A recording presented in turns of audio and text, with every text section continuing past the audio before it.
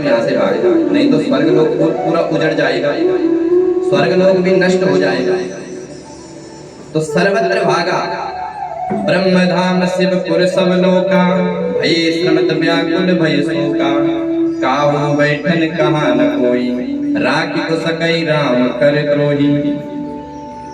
राम जी से जो द्रोह करता है उसकी निंदा, उसका अपमान चारों लोकों में, तीनों लोकों में होता है।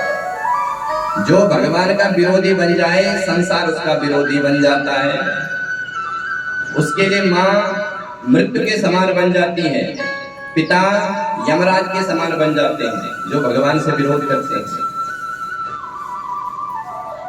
सर्वत्र भाग रहा था व्याकुल होकर, इतने में नारद जी ने उसको देख लिया। नारद देखा विकल जयंता, लागी दया कोमल चित संता।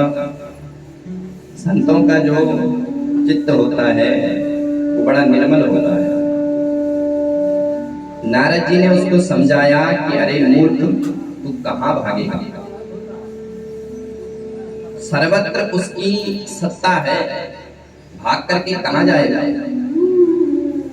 तो महाराज मैं क्या करूं, कहां जाऊं। तो नारद जी ने युक्ति बताई, बोले तुम ऐसा करना कि माता के चरणों में चले जाना, सीता जी के चरणों से चरणों की वंदना करना, तो माँ तुमको क्षमा कर देगी। माँ का चरित्र बड़ा दिव्य है, माँ तुमको क्षमा कर देगी। तो नारद जी ने समझाया और जयंत जो है उड़ता उड़ता सीता मैया के चरणों में चला गया और माँ की स्तुति करने लग गया। हे माँ अतुलित बल अतुलित प्रभुताई, मैं मति मंद जान नहीं पाई। हे माँ तुम अतुलित बल अतुलित प्रभुताई, तुम्हारी जो प्रभुताई है, तुम्हारा जो स्वरूप है, तुम्हारी जो करुणा है वो अतुलनीय है। मेरे को पता नहीं था, मेरे को क्षमा कर दो, क्षमा कर दो। माँ ने उसको क्षमा कर दिया, लेकिन भगवान को क्रोध आया, बोले नहीं मैं इसको क्षमा नहीं करूंगा। भगवान जीव को कर्म का दंड देते हैं, जीव जैसा कर्म करेगा उसको वैसा दंड मिलेगा। लेकिन वही जीव जब माँ के चरणों में जाता है तो माँ उसको क्षमा कर देती है।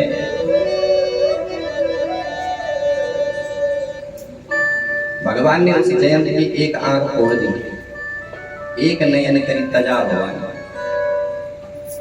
तो कहने का तात्पर्य ये है कि माँ का चरित्र सर्वश्रेष्ठ चरित्र है। माँ हम सब जीवों पर कृपा करने के लिए आतुर होती है।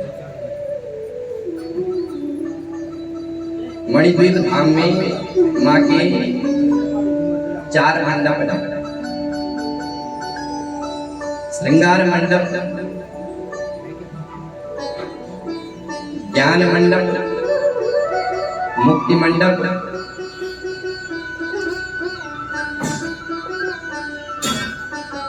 श्रृंगार मंडप, मुक्ति मंडप, ज्ञान मंडप और करुणा मंडप, ये 4 प्रकार के मंडप। मणिद्वीप धाम की कथा आपको हो सके तो आज सुनाई जाएगी, नहीं तो कल आपको विस्तार से सुनाई जाएगी। भगवती जब श्रृंगार मंडप में होती है तो भगवती की जो सहचरियां हैं वो सब भगवती का श्रृंगार करती है। श्रृंगार करने के बाद माँ मुक्ति मंडप में जाती है और उस मंडप में अनंत अनंत करोड़ों कल्पों से जो जीव भटक रहा है उस जीव को मां मुक्त करती है। उस धाम का दर्शन भोलेनाथ ने 1 लाख वर्ष तक तपस्या की, तब उस मणिद्वीप धाम का दर्शन भोले बाबा ने किया। तो भगवती जीवों पर करुणा करती है।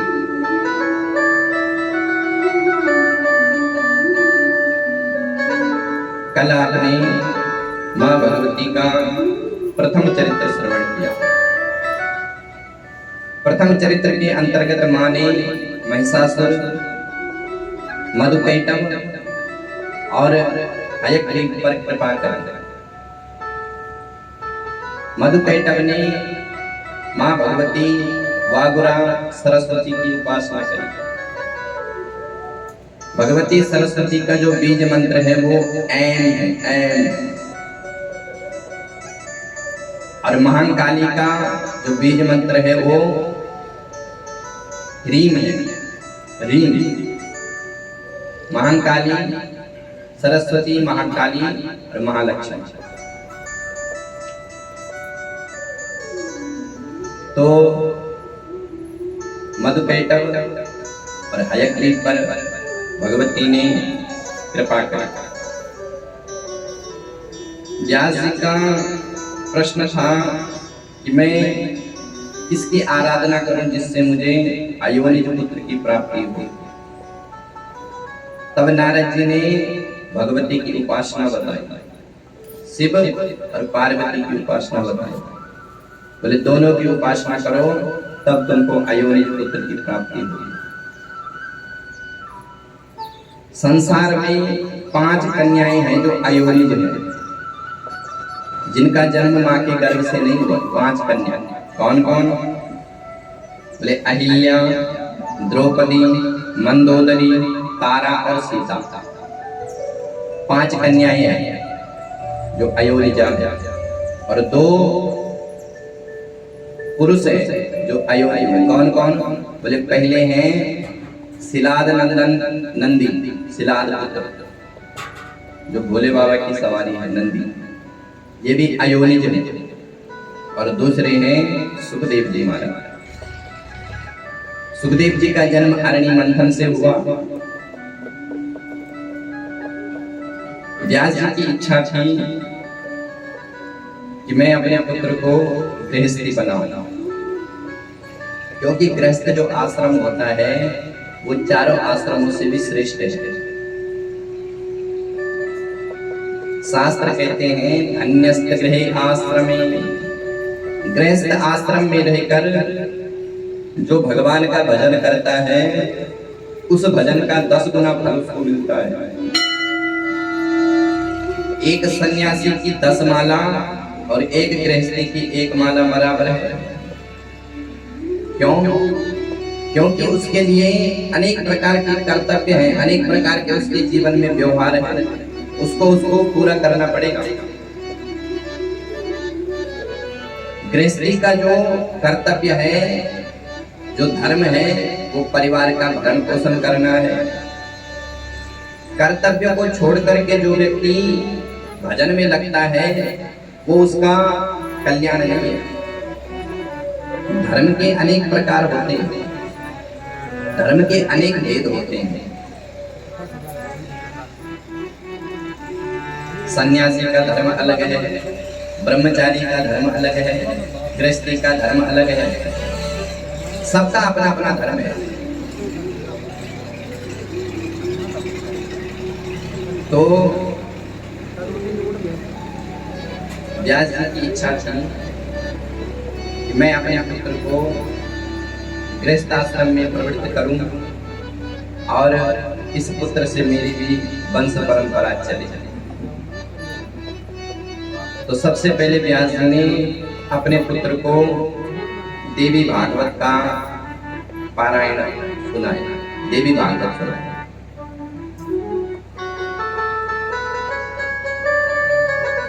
श्री व्यास जी कहते हैं, पुत्र मैं ब्रह्मचारी हूं और मैं केवल वाणी से ज्ञान का बखान नहीं करता हूं, मैंने उस अनुभव को जिया है, मैंने उसको जीवन में उतारा है। लेकिन मेरे मन में मेरे को कोई ऐसी शक्ति प्रेरित कर रही है, कोई ऐसी पराशक्ति है जो मेरे को बार बार प्रेरित कर रही है, बार बार मेरे को कह रही है कि तुम अपने पुत्र को गृहस्थ आश्रम में भेजो। सुखदेव जी ने कहा कि पिताश्री कोई ऐसी कौन शक्ति है तो व्यास जी कहते हैं कि पुत्र, जो ब्रह्मा जी के पूर्व, विष्णु जी के पूर्व, शिव के पहले जिन भगवती ने इन त्रिदेवों की सृष्टि करी है, वो भगवती मेरे को, वो शक्ति मेरे को प्रेरित कर रही है। भगवान नारायण जब बाल मुकुंद के रूप में प्रकट हुए भगवती की कृपा से, तो एक बट के पत्ते पर सोए हुए थे। बट के पत्ते पर सोए हुए थे और पैर का अंगूठा चूस रहे थे। करारविंदेन पदारविंदम मुखारविंदेन विनवेशयन्तम बटस्य पत्रस्य पुटे शयानं बालं मुकुंदं मनसा स्मरामि। बट के पत्ते पर सोए हुए थे।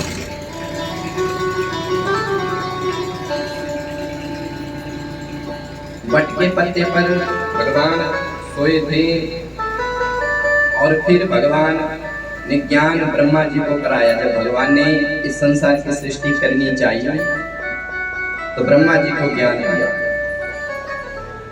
कि हे ब्रह्मदेव, भगवती की आज्ञा अनुसार, भगवती की प्रेरणा से तुम संसार में सृष्टि करो।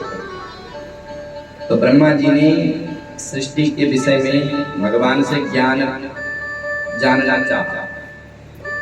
तो श्रीमद् भागवत में ब्रह्मा जी को भगवान नारायण ने चतुश्लोकी भागवत सुनाई। 4 श्लोक। ये जो 4 श्लोक है, ये श्रीमद् भागवत के 4 स्तंभ हैं। श्रीमद् भागवत के 18,000 श्लोक इन 4 श्लोकों में खड़े हुए हैं, टिके हुए हैं। श्रीमद् भागवत में 4 श्लोक और देवी भागवत में 38 श्लोक। तो श्रीमद् भागवत में 4 श्लोक कौन कौन से हैं? अहमेव, वैसे मैंने पहले दिन सुना दिया था, फिर से सुनाता हूँ। अहमेव समेवाग्रे नान्याद् सत्परम् पश्चादहं यदेतच्च यो वसिष्येत सोऽस्म्यहम् ऋते अर्थं यद प्रतीयेत न प्रतीयेत चात्मनि तद विद्यादात्मनो माया यथा वासो तथा तमः। भगवान ब्रह्मा जी से कह रहे हैं कि हे ब्रह्मन, अहमेव अग्रे, सबसे पहले संसार में मैं था, मेरे अलावा कुछ भी नहीं था, न सत था न असत था।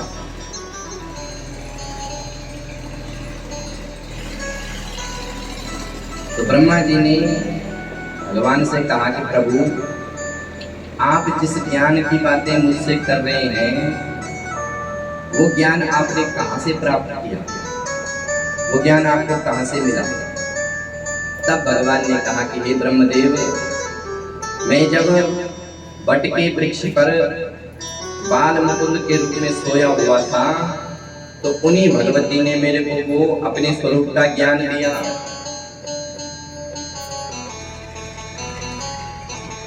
भगवती ने मुझे ज्ञान दिया।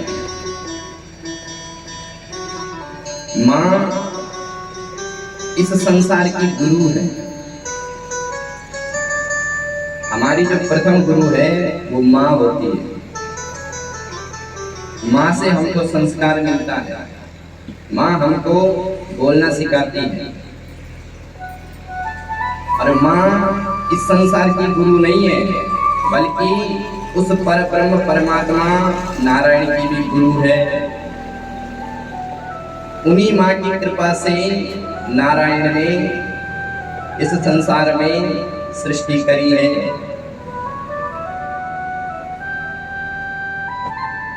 ज्ञान किसे कहते हैं? ज्ञान का मतलब क्या है? ज्ञान का अर्थ किसी सूत्र को याद करना नहीं है, मैथमेटिक को याद करना नहीं है, इंग्लिश में बात करना ज्ञान का मतलब नहीं है। व्याकरण हिंदी के शब्दों को अर्जित करना, शब्दों को रट लेना, उसे ज्ञान नहीं कहते हैं। ये जो ज्ञान है ये इसी शरीर के साथ खत्म हो जाता है। ये जो हम ज्ञान अर्जित करते हैं ये तो केवल पेट पालने की एक विद्या है। अच्छा ज्ञान हो गया तो अच्छी नौकरी मिल जाएगी। जब बालक बच्चा होता है तो उस बालक को माँ खाना खिलाना सिखाती है। तो बच्चा जब खाता है चम्मच से तो खाता कम है और अपने शरीर पर ज्यादा लगा देता है, शरीर पर गिर जाता है, कभी इधर गिरता है कभी इधर गिरता है। पर एक स्थिति ऐसी आ जाती है कि बच्चा बिल्कुल एकदम एक्टिव हो गया खाने में, अब वो बिल्कुल बढ़िया ढंग से खा लेता है, सब कुछ बिल्कुल गिराता भी नहीं है। पर स्थिति एक ऐसी आती है कि जब वही बच्चा बुढ़ापे में जाता है तो फिर उसकी स्थिति वैसे ही हो जाती है, वैसे वो इधर गिराता है इधर गिराता है, मुंह में लग जाता है। तो वो ज्ञान जो है ये संसारिक ज्ञान इसी शरीर के साथ खत्म हो जाएगा। फिर अगर हम अगले जन्म में जाएंगे तो वहां पर भी हमको ये सीखना पड़ेगा। तो ये तो अनित्य ज्ञान है। ज्ञान किसे कहते हैं? अगर आप लोग बचा सकते हैं तो सुनो। ज्ञान भगवती करा रही है नारायण को, और यही वास्तविक ज्ञान है। भगवती कह रही है सर्वं खल्वमिदमेवाहं नान्यादस्ति सनातनम्। सर्वं खल्वमिदमेवाहं नान्यादस्ति सनातनम्। बस इतना ही ज्ञान है। भगवती कह रही है कि इस संसार में केवल सनातन मैं हूँ, मेरे अलावा सनातन कुछ भी नहीं है। ब्रह्मा विष्णु महेश भी मेरे से ही उद्भासित है, मेरे से ही प्रकट होते हैं। मैंने ही उनको ज्ञान दिया है, मेरे अलावा इस संसार में कुछ भी नहीं है। भगवती कहती है कि मैं पहले भी थी, अब भी हूँ और बाद में भी रहूंगा। न ब्रह्मा न शिव न विष्णु कुछ भी नहीं थे, सनातन केवल मैं।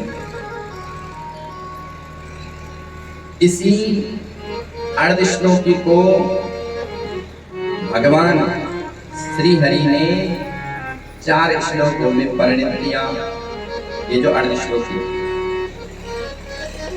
और उसी चतुश्लोकी को भगवान ने ब्रह्मा जी को सुनाया, ब्रह्मा जी को पढ़ाया। ब्रह्मा जी तुम सृष्टि करो। तो ब्रह्मा जी ने जीव बनाया और भगवान ने उन जीवों में प्राण डाले, जीवात्मा दी, और भगवती ने प्राण दिए, तब जाके ये शरीर टिका हुआ था। इस शरीर के ही मध्य भगवती का वास बताया गया है।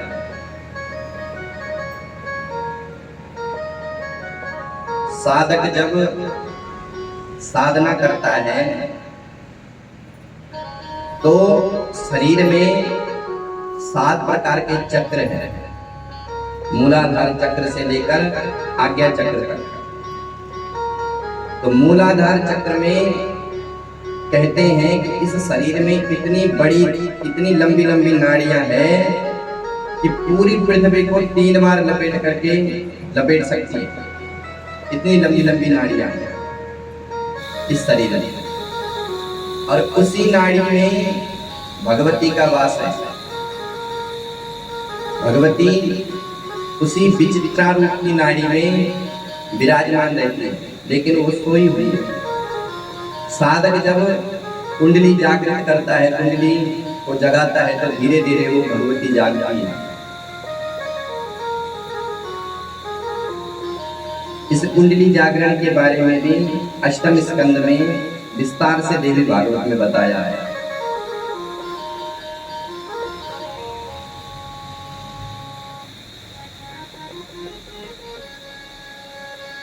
व्यास जी ने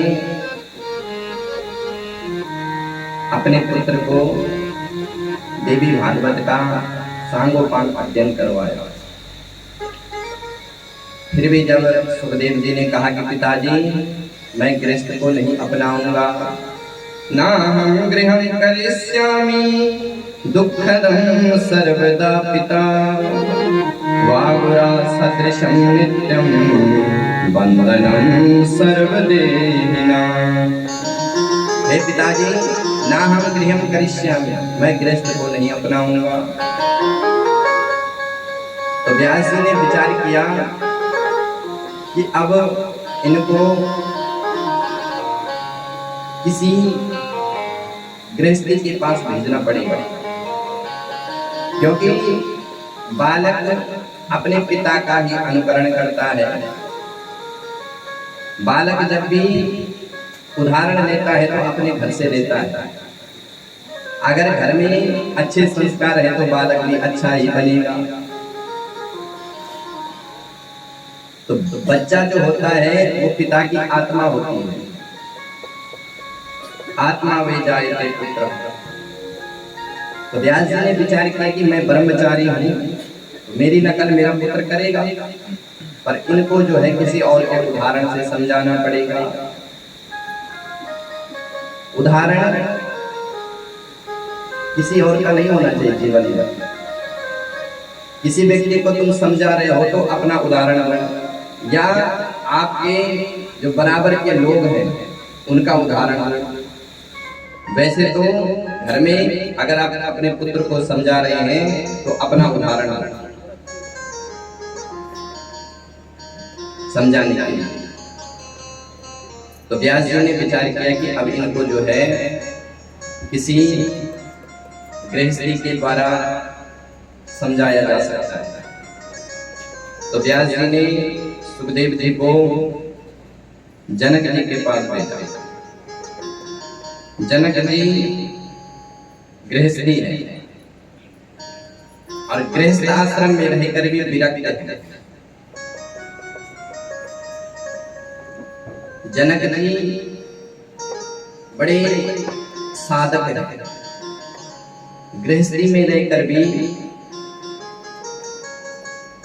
निर्मोह रूप से विराजमान रहते हैं। जनक जी के दरबार में बड़े बड़े ऋषि सत्संग करने के लिए आते हैं और इनके जो गुरु हैं, इनके जो जनक जी के दरबार में जो प्रवचन करते हैं वो अष्टावक्र जी हैं। अष्टावक्र जी प्रवचन करते हैं। प्रतिदिन जनक के दरबार में ये सत्संग चलता है। एक बार सत्संग चल रहा था तो अष्टावक्र जी अपना सत्संग सुनाते हैं। एक बार सत्संग सुना रहे थे कि उस दिन जनक जी को थोड़ा विलंब हो गए। जनक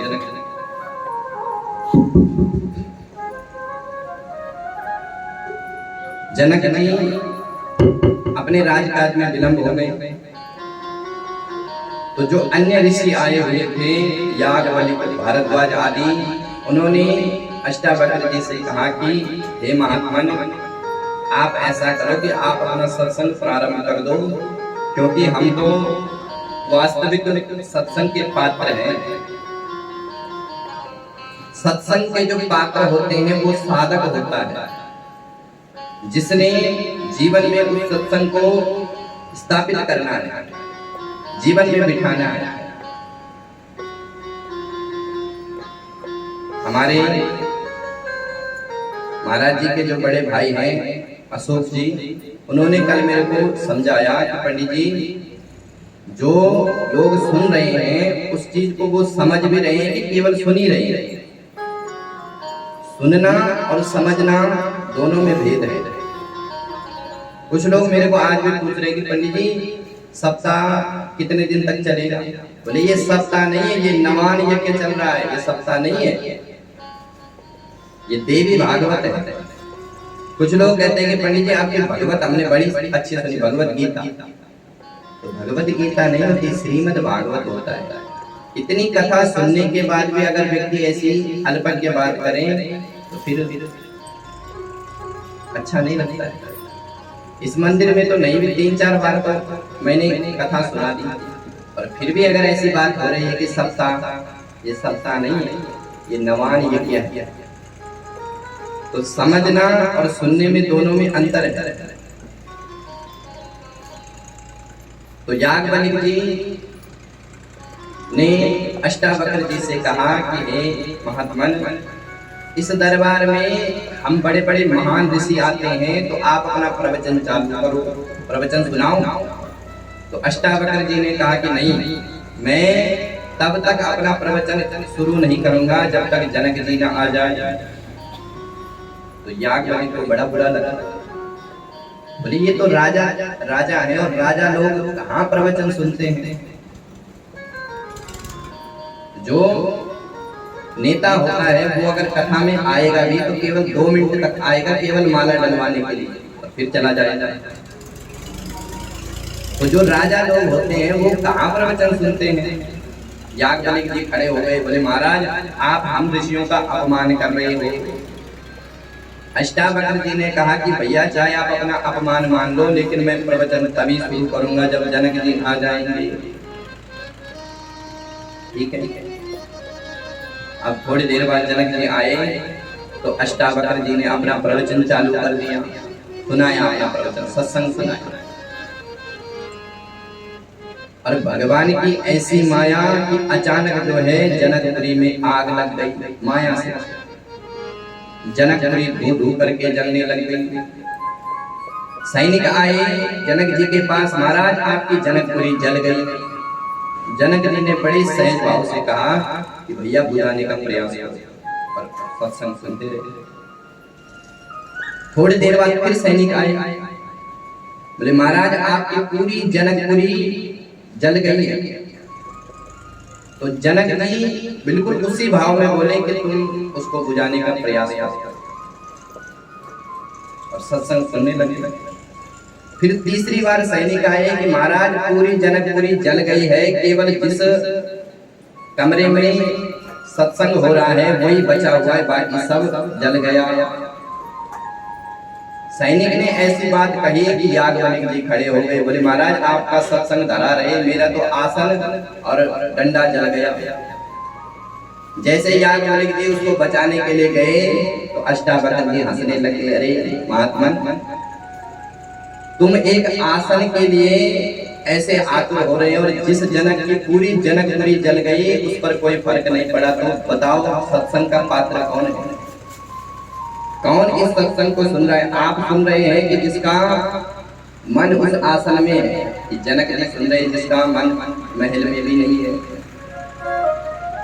तब याज्ञवल्क्य जी ने कहा कि धन्य है जनक, गृहस्थी में रह करके भी इतने बड़े विरक्त महात्मा है। जनक जी का जो परिवार है वो ज्ञानी है, जनक नाम नहीं है। इस जनक के परिवार में कथा आएगी 9वें स्कंद में। इस प्रकार से भगवती ने इस वंश को आशीर्वाद दिया कि तुम्हारा जितना भी वंश है सब ज्ञानी होंगे इस वंश में। तो व्यास जी ने अपने पुत्र को जनक जी के पास भेजा। मिथिलापुरी में पिता के कहने पर सुखदेव जी सुमेरु पर्वत से चल करके 2 वर्ष में उस सुमेरु पर्वत को पार किया, 1 वर्ष में हिमालय को पार किया, 3 वर्ष में मिथिलापुरी में पहुंचे। जनक जी से भेंट हुई। जनक जी सुखदेव जी को देखते ही समझ गए ये कोई निर्मल आत्मा पर ज्ञान का अभाव, अनुभव का अभाव। जीवन में जब तक हमने अनुभव नहीं किया तब तक हमको उसका ज्ञान नहीं होता है। एक किताबी ज्ञान होता है, एक अनुभवजन्य ज्ञान होता है, एक सुनी सुनाई बातें होती है, एक अपने जीवन में घटी हुई बात होती है। तो जनक जी का जो अनुभव है वो हर विषय में परिपूर्ण है। इसीलिए तो हम जब कोई सलाह लेते हैं तो सलाह जो है हमेशा किसी महापुरुष की लेनी चाहिए। किसी बड़ा पुरुष, महापुरुष अगर कोई किसी बात को कह रहा है तो उस बात की बड़ी मान्यता है। भाई एक बात कह रहा है कोई साधारण व्यक्ति और एक बात देश का प्रधानमंत्री कह रहा है, तो जब प्रधानमंत्री कुछ बात कहे तो लोग सजग हो जाते हैं कि हाँ कुछ बात तो है। तो महापुरुष जिस बात को कहते हैं उस बात को ही हमको स्वीकार करना चाहिए। क्यों? क्योंकि उनका अनुभव है, जीवन में उन्होंने उसको जिया है, अपने जीवन में उसको उतारा है। इसलिए उदाहरण जो होता है किसी महापुरुष का होना चाहिए, किसी महापुरुष से ही शिक्षा लेनी चाहिए। एक बार ऊंटों की शादी हो रही थी। ऊंट कालिदास ने अपने रघुवंश चरित्र में लिखा है कि एक बार पुरुषाणाम विवाहेषु गीतम गायन्ति गर्दवा। ऊंटों का विवाह हो रहा था और गीत गा रहे थे गधे। गीत क्या गा रहे थे? बोले परस्पर प्रशंसेषु अहो रूपम अहो ध्वनि। आपस में गधे प्रशंसा कर रहे हैं कि भैया देखो देखो कितना सुंदर स्वरूप है, कितनी सुंदर ध्वनि आ रही है। ओष्ठानाम विवाहेषु गीतम गायन्ति गर्दवा परस्पर प्रशंसेषु अहो रूपम अहो ध्वनि। अब जब प्रशंसा करने वाले गधे हैं तो प्रशंसक कैसा होगा? जब प्रशंसा गधे कर रहे हैं तो प्रशंसक जो होगा, जिसकी प्रशंसा हो रही है, वो कैसा होगा? इसलिए मूर्ख व्यक्ति अगर किसी की प्रशंसा कर रहा है तो समझ जाओ कि जिसकी प्रशंसा हो रही है वो भी मूर्ख ही है। क्योंकि मूर्ख तो किसी की भी प्रशंसा कर लेता है, पर जब महापुरुष किसी की प्रशंसा करे कि हाँ इस पर कोई बात है तो समझ जाना कि हाँ ये बात तो ठीक है। इसलिए जो वयोवृद्ध है उनसे हमें सलाह लेनी चाहिए, उनकी सलाह पर चलना चाहिए। जो घर में बड़ा है, बुजुर्ग है, उससे हमें शिक्षा लेनी चाहिए, उससे पूछना चाहिए। एक बार महाराज एक गांव में विवाह हुआ। अब गांव में विवाह तो हुआ, लेकिन जो लड़की वाले थे उनकी शर्त थी कि तुम जब बारात लेकर के आओगे तो किसी बूढ़े को मत लेकर के आना, किसी वयोवृद्ध को लेकर के मत आना। तो लड़के वाले ने कहा ठीक है, हमको क्या करना है ऐसे वयोवृद्ध का, ये तो आते हैं खाते हैं और सो जाते हैं, इनका तो क्या मतलब है शादी, इनको रहने तो घर में पड़े रहेंगे। अब महाराज जब बारात चलने लगी तो जो वर का जो दादा था उसने कहा कि भैया आप मेरे को लेके चलो, मैं तुम्हारे साथ रहूंगा, तो कोई बात आएगी तो मैं संभाल लूंगा। तो घर वालों ने कहा कि नहीं दादाजी, उन्होंने तो बिल्कुल स्पष्ट मना किया है कि किसी वयोवृद्ध को मत लेकर के आना। तो दादाजी ने कहा कि देखो मैं प्रकट नहीं होऊंगा, मेरे को आप छुपा करके ले जाना। तो दादाजी को एक पेटी में बंद करके ले गए। अब जैसे ही नगर के पार बारात आई तो कुछ लोग वहां पर अगवानी करने के लिए गए। बोले भैया बारात तब गांव में प्रवेश करेगी, पहले हमारी शर्त को मानो। कौन सी शर्त है? बोले तुम ऐसा करो कि ये जो तालाब है, ये जो नदी है, इसको दूध से भरो, इसको दूध से भर दो तो फिर तुम हमारी कन्या को ले जा सकते हो, ये हमारी शर्त है। अब उन बालकों ने, जो बच्चे थे, जो गांव वाले थे, बारात के साथ जो चले थे लड़के लोग, उन्होंने सोचा कि अब इसको पहले तो दूध की व्यवस्था करो, फिर दूध की व्यवस्था हो जाएगी तो इतना दूध कहां से मिलेगा, मुश्किल है। तो बड़े बोले हम तब तक पार जाने ही नहीं देंगे जब तक ये दूध, ये जो नदी है ये इसकी दूध की नदी भरो। तो उनमें एक समझदार था, उसने सोचा कि चलो बूढ़े दादाजी से पूछते हैं, उनके पास कोई इसका समाधान होगा। तो दादाजी के पास गए, बोले दादाजी ऐसी समस्या आ गई है, वो कह रहे हैं ये जो नदी बह रही है इसमें दूध की नदी बहाओ, तो अब हम इतना दूध कहां से लाएं, क्विंटलों दूध। दादाजी ने कहा रे बच्चों चिंता मत करो, तुम उनको ये कहना कि पहले तुम नदी को खाली करो, दूध की व्यवस्था हो गई है। तो बच्चे गए, बोले महाराज दूध की व्यवस्था हो गई। बोले कहाँ? बोले आप चिंता मत करो, पहले नदी को तो खाली करो। तो वो समझ गए कि इनके साथ जो है कोई वयोवृद्ध आ रखा है, कोई बूढ़ा व्यक्ति आया है। तो जो जीवन का अनुभव होता है वो उसके पास होता है जिसने उसको जिया है। तो महाराज जनक जी ने सुखदेव जी का स्वागत किया और जनक जी कहते थे कि हे सुखदेव जी तुम गृहस्थ आश्रम से इतना क्यों घबराते हो, तुम्हें गृहस्थ से इतना डर क्यों लगता है। तो सुखदेव जी कहते हैं वागुरा सदृशं नित्यं बंधनं सर्वदेहिनां। हे जनक जी ये जो विवाह है ये बंधन का एक कारण है, ये बंधन है। जनक जी कहते हैं कि सुखदेव जी विवाह बंधन का कारण नहीं है, बंधन का मूल हेतु है इंद्रियां, ये मन। इंद्रियाणि बलिष्ठानि नियुक्तानि मानधा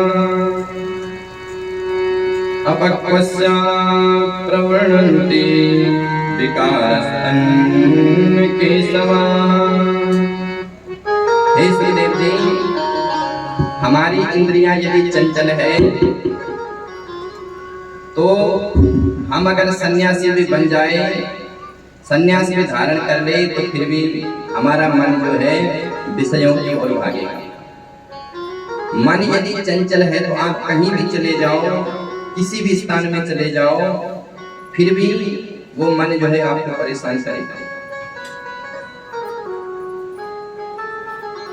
किसी भूखे के सामने अगर भोजन रखो तो उसके हृदय में भोजन की इच्छा जागृत होगी, पर जो तृप्त है वो भोजन की इच्छा को स्वीकार नहीं करता है। भोजन इच्छा सुखे इच्छा चा सय्या चा मात्मजा चा यति भूत्वा कथं कुर्यात् कार्ये समुपस्थिते। यदि आपके मन में विकार है तो आप चाहे जो बनो, सन्यासी भी बन गए तो भी विकार नहीं छोड़ेंगे।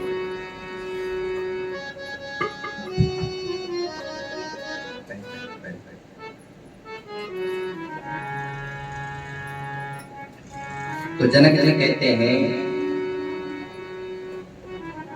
कि हे सुखदेव जी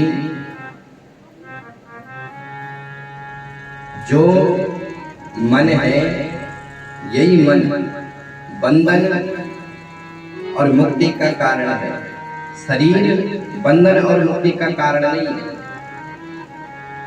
मन अगर संसार में लग गया, संसार में रच बच गया तो यही बंधन है, और वही मन अगर परमात्मा का चिंतन करने लग जाए तो वही मोक्ष है। बाकी मोक्ष और बंधन कोई चीज नहीं होती है, यही बंधन और मुक्ति है। अगर हमने विषयों का चिंतन कर लिया तो विषय जो है हमको बार बार उन विषयों का भोग कराएगी, और उन विषयों के भोग करने के बाद बार बार हमको उसी अवस्था में आना पड़ेगा, बार बार हमको जन्म लेना पड़ेगा। और अगर हमने परमात्मा का चिंतन किया तो हम वस्तुतः मुक्त है। जनक जी कह रहे हैं सुखदेव जी को, मन एव मनुष्याणां कारणं बंध मोक्षयो बंधानां विषयासक्तं न देहो जीवात्मा। हे मुनिवर, मन एव मनुष्याणां कारणं बंध मोक्षयो, मन ही बंधन का कारण है और मन ही मोक्ष का कारण है। मन अगर परमात्मा के चरणों में लग गया तो महाराज हमारा कल्याण हो जाएगा। और मन ने अगर काम क्रोध आदि विकारों का चिंतन किया तो काम क्रोध मद लोभ नाथ नरक के पंथ। संसार का चिंतन, काम क्रोध आदि विकारों का चिंतन ये मन अगर करने लग जाए तो समझ जाओ कि ये नरक के दरवाजे पर जा रहा है, नरक का मार्ग सुलभ कर रहा है। और अगर ये मन परमात्मा का चिंतन करने लग जाए तो समझ जाओ कि हमारी मुक्ति का साधन हो रहा है। ये शरीर की कोई स्थिति नहीं है, शरीर तो अन्न से बना हुआ है। ये जो हमारा शरीर है ये अन्नमय शरीर है। शरीर की जो क्रियाएं हैं वो तो होगी, उसमें कोई भेद नहीं है, चाहे किसी को भी देख लो आप। ऐसे ऐसे महापुरुष हुए कि जो उस महा स्थिति में रहकर भी भगवती की माया से और इस मन से च्युत हो गए। उदाहरण के लिए वाल्मीकि रामायण में ऋषि श्रृंग का चरित्र देखो। विभांडक जी के पुत्र थे ऋषि श्रृंग। विभांडक जी एक दिन जंगल में गए थे और एक अप्सरा को देख करके उनका जो शुक्र था, वीर्य था, वो जो स्खलित हुआ और वो शुक्र एक जलाशय में गिर गया। उस जलाशय में जब वो गिरा तो एक हिरणी ने उस तेज को पान कर लिया। हिरणी ने जब पान किया तो उसी हिरणी के गर्भ से ऋषि श्रृंगी का जन्म हुआ। ऋषि श्रृंगी नैष्ठिक ब्रह्मचारी थे और विभांडक जी ने अपने पुत्र को ऐसे आश्रम में रखा कि उस आश्रम की चारों ओर दूर दूर तक कोई स्त्री का दर्शन नहीं होता था। और तो और उस आश्रम में पेड़ तो थे लेकिन लताएं नहीं थी।